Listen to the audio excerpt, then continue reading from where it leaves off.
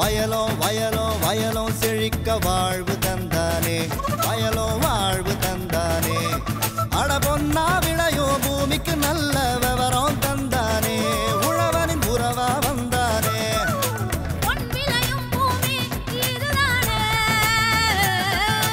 வயலோ வயலோ வயலோ செழிக்க வாழ்வு தந்தானே, வயலோ வாழ்வு தந்தானே. அட பொன்னா விளையோ பூமிக்கு நல்ல விவரம் தந்தானே, உழவனின் உறவா வந்தானே. தந்தன தந்தன தன தந்தானே, மண்ணளம் பொங்கிட துணை வந்தானே.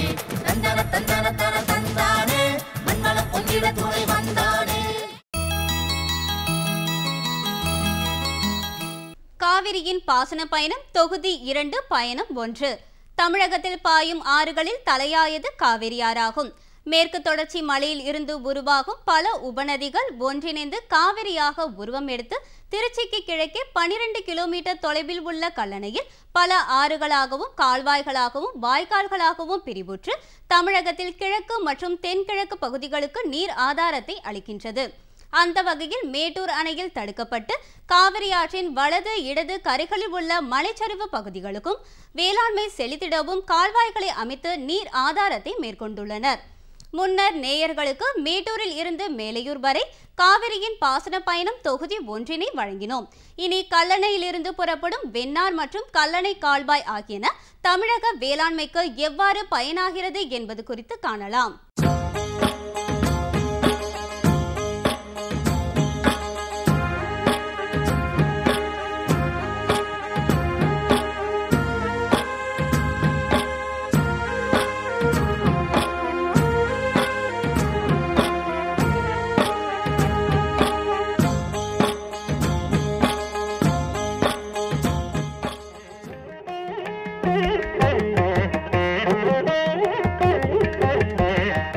காவிரி தென்னகத்தின் மையப்பொருள், திராவிட மக்களின் வாழ்வாதாரம். மேற்கு தொடர்ச்சி மலைப்பகுதியில் மெர்காரா என்ற இடத்தில் கடல் மட்டத்திலிருந்து சுமார் 4400 அடி உயரத்தில் தோன்றி கர்நாடகம் தமிழ்நாடு வழியாக சுமார் 860 கிலோமீட்டர் தூரம் பாசத்துடன் பயணித்து தமிழ்நாட்டில் கல்லணைக்கு பிறகு பல ஆறுகளாகவும் வாய்க்கால்களாகவும் பிரிவுபட்டு நாகை மாவட்டத்தின் கடற்கரை பகுதிகளில் கலக்கின்றாள். காவிரியின் உபநதிகளான ஹேமாவதி, ஹேரங்கி, லட்சுமண தீர்த்தா மற்றும் கபினி ஆகிய ஆறுகள் கர்நாடகத்திலும், பாலாறு, தொப்பையாறு, நாகாவதி, சின்னாறு, பவானி, நொய்யல், அமராவதி ஆகிய ஆறுகள் தமிழ்நாட்டிலும் கலக்கின்றன.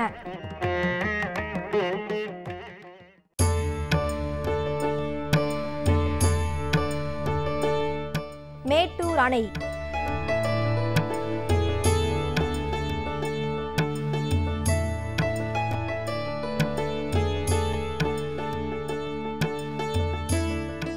ஆயிரத்து 834 ஆண்டு முதல் 1924 ஆண்டு வரை பல்வேறு ஆய்வுகள் காவிரியின் குறுக்கே அணை கட்ட மேற்கொள்ளப்பட்டது.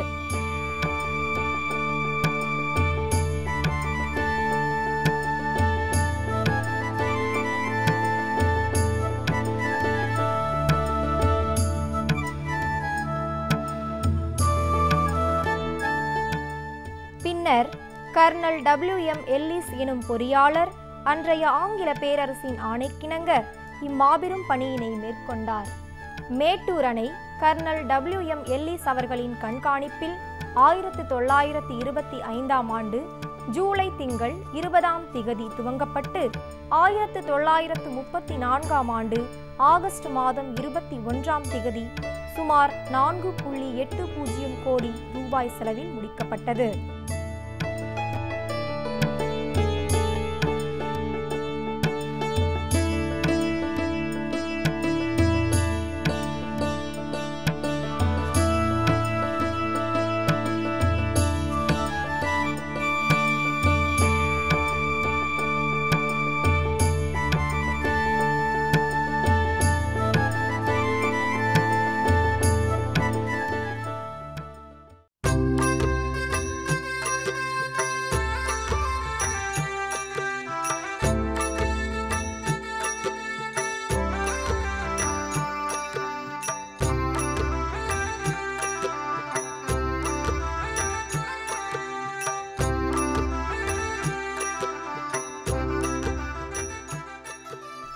அணையின் நீர்ப்பாசன அமைப்பு முறை சிறந்த ஒரு கட்டமைப்பிற்கு எடுத்துக்காட்டாகும். கிருஷ்ணகிரி மாவட்டத்தின் தென்மேற்கு பகுதியில் வில்லிகுண்டலா எனும் பகுதியில் மைய அரசின் மேற்பார்வையோடு காவிரியில் வரும் நீரின் அளவு கண்காணிக்கப்பட்டு வருகின்றது.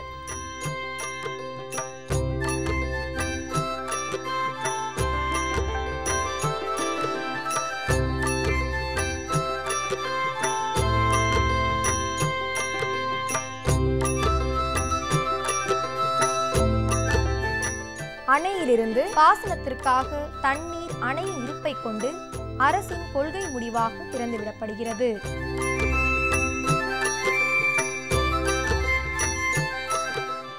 இப்படி திறக்கப்படும் நீர் அணையின் இடதுபுறத்தில் அமைக்கப்பட்டுள்ள குடைவரை குகை வழியாக புனல் மின் நிலையத்திற்கும், அணையின் கீழ்ப்புறத்தில் உள்ள மின் நிலைய மதகு வழியாகவும், அணையின் வலப்புறத்தில் உள்ள 5 எண்கள் மற்றும் 8 எண்கள் கொண்ட மதகுகள் வழியாகவும் பாசனத்திற்காக தண்ணீர் பல பயன்களோடு காவிரியில் வருகின்றது.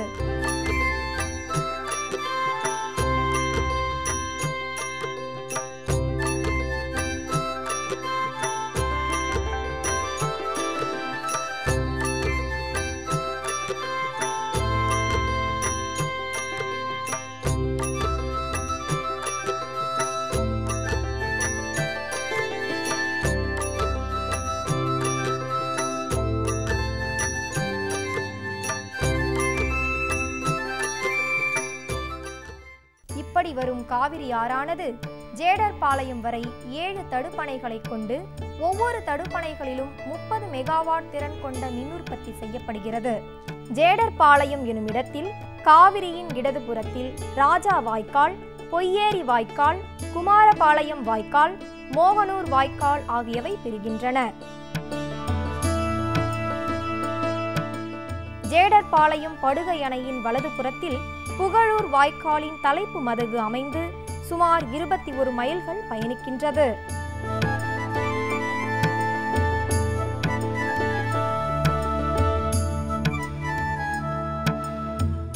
புகழூர் வாய்க்கால், புகழூர் பள்ள வாய்க்கால், பாப்புலர் முதலியார் வாய்க்கால், நெரூர் வாய்க்கால், வாங்கல் வாய்க்கால் ஆகியவை கரூர் மாவட்டத்திற்கும் பாசன வசதியை அளிக்கின்றன.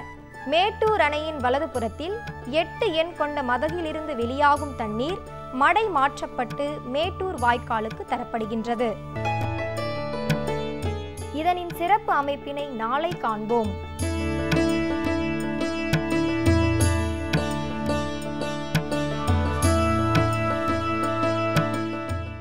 காவிரியின் பாசன பயணம் தொடரும். மீண்டும் நாளைய பொன் விளையும் பூமி நிகழ்ச்சியில் பல புதிய தகவல்களோடு சந்திப்போம். நன்றி, வணக்கம்.